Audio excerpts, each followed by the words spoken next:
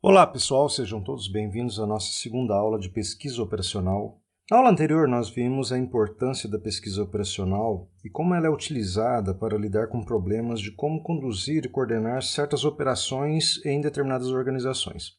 A gente viu também que ela tem sido aplicada a diversas áreas, vocês viram pelo filme que foi passado para vocês, que você pode aplicá-la tanto na indústria, no transporte, na área de telecomunicações, finanças, saúde, ou seja, em diversas áreas onde você tenha problemas organizacionais que precisam ser resolvidos. Então, a pesquisa operacional baseia-se principalmente no método científico para tratar problemas. Então, vocês engenheiros, vocês estão lidando diretamente com isso no dia a dia. Então, partindo-se de uma observação inicial, irá formular problemas e, então, tentar, da melhor maneira possível, através de modelagens matemáticas, solucionar esse problema utilizando, então, a pesquisa operacional.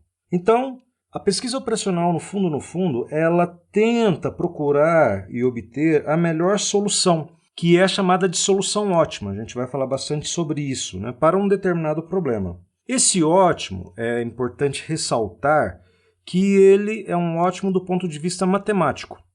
Por isso que daqui a pouco a gente vai falar um pouquinho sobre a questão do discernimento, da experiência. Então, muitas vezes não é possível levar em conta algumas variáveis, porque por mais complexo que seja um problema, não dá para você colocar todas as variáveis para tentar solucionar esse problema.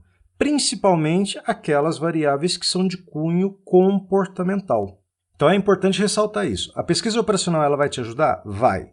Mas ela basicamente vai te dar uma solução ótima do ponto de vista matemático. Então, é importante que se faça, antes de adotar aquela solução, uma análise de viabilidade da implementação dessa solução, levando em conta algumas características que você não consegue colocar no modelo matemático. Então, você tem que olhar para o problema com o olho lógico, mas também você tem que levar em consideração os aspectos comportamentais no processo, ok?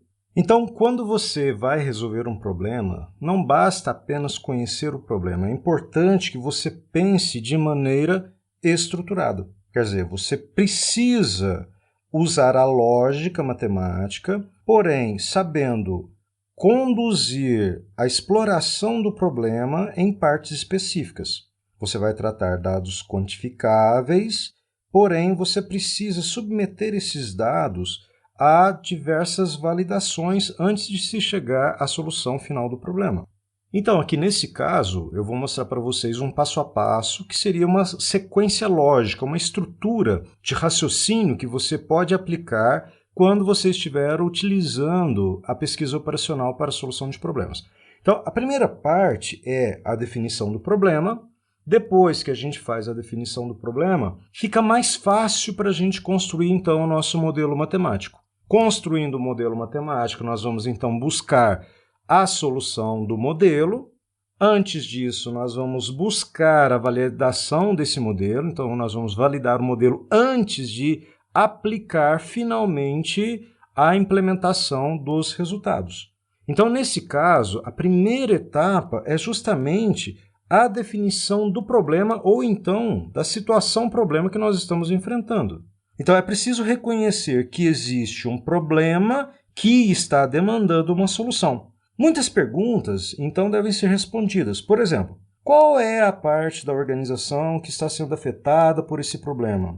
O problema envolve operações atuais ou alguma previsão de operação futura? Quais são as hipóteses que devem ser estabelecidas? Existe alguma restrição para essas possíveis soluções? Quais são efetivamente os objetivos? Então, essa fase ela requer a transformação de informações a princípio genéricas em um problema estruturado. Geralmente, as fronteiras iniciais de um problema elas são muito mal definidas. Quando você vai analisar o problema, você não consegue enxergá-lo de uma maneira geral, de uma maneira global. As variáveis elas estão ali soltas. Então, o seu trabalho, num primeiro momento, é justamente fazer uma delimitação desse problema. A gente vai ver isso quando a gente estiver entrando na parte da modelagem. Então, não se deve esquecer que sempre será bem provável que haja um intercâmbio constante de informações entre a situação e a definição do problema. Por isso que aqui a gente coloca essas duas setinhas, tá? Só para vocês entenderem. Muitas vezes você vai ter que revisitar o problema para verificar se a definição ela ficou correta. Lembrando um termo que tem lá na tecnologia da informação, entrada ruim gera saída ruim. Quando você está construindo um modelo, se o seu modelo estiver incompleto, se ele estiver inexato, se ele não estiver coerente com o seu problema, a solução ela vai ser errada, né? Você vai resolver o problema de maneira errada. Então, essa interação ela é importante. Então, lembre sempre dessas duas setinhas aqui. Pode ser que você várias vezes volte na definição do problema para verificar se ele está estruturado corretamente na sua modelagem. Então, na segunda parte, definido o problema corretamente, né, você então vai formular um modelo. O que nós chamamos de modelo matemático? É um modelo quantitativo. Então, entre idas e vindas, até que você realmente faça a validação final do modelo, nós estamos falando em criar determinados modelos matemáticos, e aí a palavra modelo é importante, porque uma vez que você usou em uma determinada situação, você pode fazer o uso recorrente desse mesmo modelo para solucionar problemas do mesmo tipo, né, da mesma categoria, às vezes simplesmente fazendo pequenas modificações, tá ok? Então, dentro da modelagem matemática, o que você vai fazer? Você vai relacionar determinados elementos físicos, muitas vezes determinados objetos, você vai transformar isso em variáveis. Você vai fazer uma transformação para a linguagem matemática daquela situação que você está enfrentando. Então, nesse modelo matemático, você vai fazer geralmente uma relação entre variáveis do problema. Essas variáveis vão ser apresentadas por símbolos ou então por relações matemáticas. E na programação linear, que a gente vai ver um pouco mais à frente, por exemplo, né, vão ser utilizadas expressões, equações e inequações que vocês aprenderam lá na matemática para compor, então, o seu modelo. E aí a gente vai, então, para a próxima etapa, que seria basicamente a solução do modelo e o encontro da melhor solução. Para se chegar à solução, então, é preciso manipular o modelo. A ideia principal aqui é de se conseguir uma solução ótima. O que nós entendemos? De novo, por situação ótima ou solução ótima. É a melhor solução entre todas as outras disponíveis. Então, isso requer a solução de um sistema que vai ter ali equações e inequações, como então na programação linear, como a gente viu agora há pouco. E para se chegar a essa solução, é preciso lembrar que existem dois grandes grupos de variáveis. Aquelas que são controladas pelo pessoal que está solucionando o problema e aquela cujo valor deve ser determinado quando da solução. Quando a gente fala em variáveis, né, relacionadas à solução, nós estamos falando de variáveis de decisão. A gente vai ver essa definição com mais clareza um pouco mais para frente. E o seu valor final, ele vai ser derivado da manipulação do modelo. Então, você vai ter ali um grupo de expressões, um grupo de equações, que no final das contas você vai chegar a um resultado final atribuído a essa variável, e é essa variável, então, que vai te representar como solução final para o problema, qual que seria, então, a situação ótima, ok? Agora, por outro lado, as variáveis que nós chamamos de não controladas serão aquelas definidas pela própria situação por vocês vão aprender a fazer a definição dessas variáveis não controladas e que vão envolver então a estruturação do problema. Ali você vai ter, né, o envolvimento das restrições, né, das próprias características da organização. Então, se você está falando em otimizar o lucro, você vai ter um conjunto de variáveis específicas para poder te ajudar na determinação dessa otimização do lucro, por exemplo. Então, quando a gente fala que elas não podem ser controladas, não indica que os seus valores ou distribuição não sejam conhecidos. Geralmente, nós vamos assumir determinados valores para essas variáveis não controladas sem que o problema ainda ele venha a ser resolvido. O que isso só vai acontecer em uma etapa posterior, ok? Então, a próxima etapa é justamente a validação do modelo. Quer dizer, quando a gente está fazendo a validação do modelo, a gente vai a todo momento fazer uma avaliação, mas aqui, nesse momento, é uma avaliação final que você faz justamente para ponderar se existe algum tipo de fator importante que foi deixado para trás. Se, por acaso, a resposta for positiva, então é necessário você verificar o impacto desses fatores sobre a solução final e verificar se o modelo que foi gerado e, consequentemente, a sua solução, ela vai ser válida. Caso contrário, você tem que tomar algum tipo de providência. Muitas vezes você vai ter que voltar lá nos passos anteriores e redefinir novamente tanto o seu problema, dependendo da situação, ou até mesmo a construção do modelo. E por fim, então, a gente tem a implementação dos resultados. A implementação dos resultados, então, vai ser a parte, né, onde será possível que os problemas técnicos possam ser correlacionados, né, ou então possam ser associados a uma determinada solução pela via matemática. Então, aqui, os problemas técnicos eles podem ser minimizados. Se por acaso o seu modelo ele foi bem construído, o que vai acontecer? Você vai ter uma solução ótima, você vai então conseguir obter, né, o grande benefício de toda a estruturação que você utilizou, de todo o processo de modelagem que você definiu anteriormente.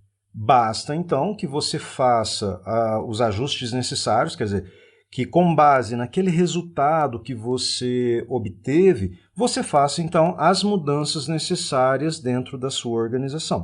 Agora, é importante a gente reforçar que em todo o processo não existe em nenhum momento, a não ser que seja lá na parte da avaliação, algo que esteja relacionado com experiência e intuição. Então, antes de você colocar a implementação, você não pode, em hipótese alguma, se deixar levar pelos resultados que você obteve de maneira meramente matemática. Você tem que fazer uma análise e, nesse caso, é extremamente importante que você use a sua ou do grupo, a sua experiência, a sua intuição, o aprendizado que todo o grupo carrega, a sua equipe, por exemplo, para verificar se aquela solução ótima, ela realmente é a mais importante, né, para fins de prática, né, se realmente você pode realmente ir em frente colocando então as mudanças que se façam necessárias.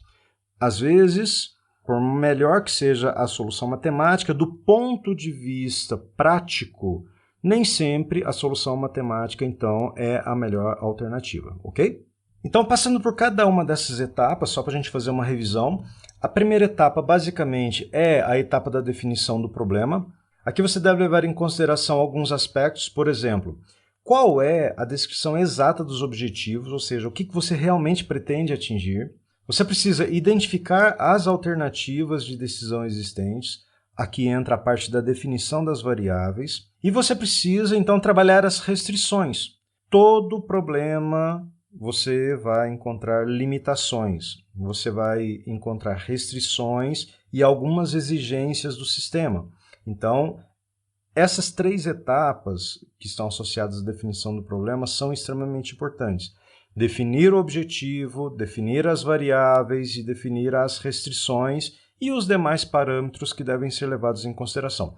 Tudo isso nós vamos ver com mais detalhes na próxima aula. Depois você vem então para a construção do modelo, que é a fase mais criativa. É quando você usa uma metodologia científica associada ao seu conhecimento matemático para poder então fazer a construção do modelo. E a qualidade de todo o processo vai depender do grau de representação da realidade, ou seja, quanto mais você conseguir colocar um conjunto de variáveis que estão ali envolvendo o problema e conseguir definir isso da maneira mais real possível, melhor será a solução do seu problema. Então, novamente, o modelo ele vai variar de um modelo simples, bem conceitual, extremamente abstrato, até complexos modelos matemáticos. E o modelo deve ser utilizado, então, de maneira coerente com o tipo e a quantidade de informação disponível.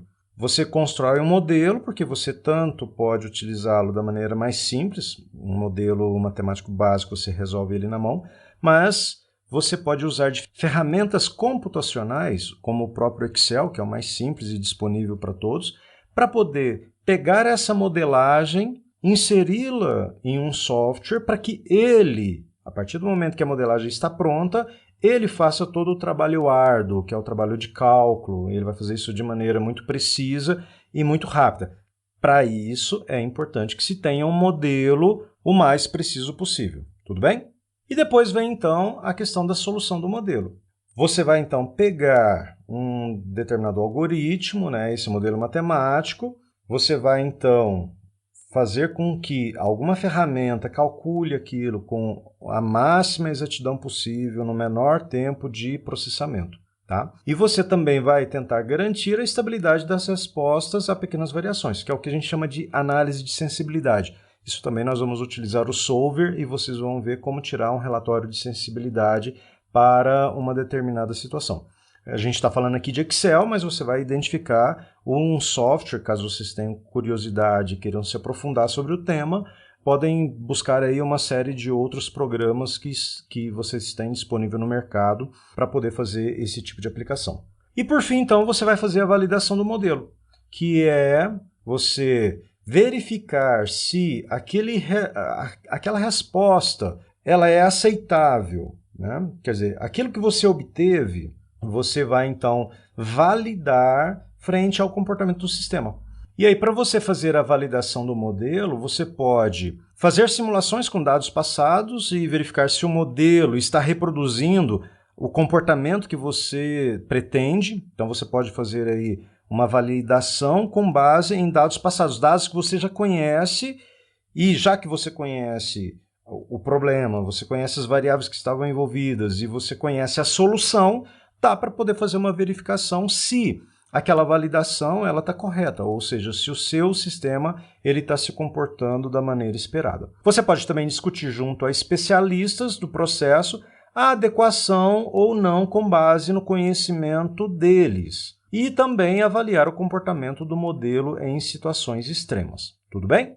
E por fim, a gente vai então para a implementação da solução. Então, a solução deve ser convertida em regras operacionais, quer dizer, a partir do momento que você descobriu como maximizar o lucro da sua empresa com base em restrições de determinadas matérias-primas para a fabricação de um produto. Ok, você sabe então quais são as quantidades ótimas a serem produzidas de cada produto da sua linha de produção, então basta que você transforme isso, né, em prática, né? Você vai então colocar isso agora para funcionar. E tem que ser controlada e monitorada pela equipe responsável. Quer dizer, a partir do momento que você encontrou a solução ótima, essa ação colocada em prática, ela tem que ser monitorada, tem que ser medida, aí entra o aspecto do controle. E se por acaso algum tipo de correção for necessária, os responsáveis pela implementação, elas devem, né, então tomar todas as ações necessárias. Geralmente, o projeto de implantação ele é mais complexo, ok? Você encontrou a solução ótima, mas quando você vai partir para a implementação da solução, você encontra algumas barreiras de ordem prática, sejam elas operacionais ou sejam elas comportamentais. Quer dizer, a partir do momento que o ser humano entra na jogada, pode ser que você tenha alguns problemas de colocar aquilo que está na teoria, aquilo que está no papel, aquilo que está em um software em prática, ok? Então, nesse ponto da implementação da solução, você tem que tomar muito cuidado. E aí você vai fazer, então, a avaliação final. A avaliação final, então, vai garantir a adequação das decisões que você tomou às reais necessidades do sistema. E isso vai, de certa forma, gerar uma credibilidade ou não em relação à decisão tomada. Quer dizer, você obteve um resultado, você obteve uma solução ótima, e aí você tem que verificar se aquilo está correto ou não. Por quê? Porque nenhum modelo vai captar todas as características e nuances da realidade. O que a gente falou no início da aula? Os problemas, geralmente, eles são complexos. E por mais que você queira, você não consegue colocar todas as variáveis envolvidas no processo dentro de um modelo matemático. Principalmente, quais mesmo? Principalmente as variáveis de cunho comportamental. A gente falou sobre isso. Então, é extremamente importante a questão da experiência. A experiência para modelar, a experiência para conduzir o processo, a experiência em analisar o problema, a experiência na hora de colocar em prática. Então, no final das contas, a experiência ela sempre vai ser extremamente fundamental na condução de todo o processo, desde a definição do problema até a avaliação final. E na próxima aula nós vamos então aprender como nós fazemos a definição do problema de maneira mais prática, ok? Encontro vocês lá. Tchau, tchau.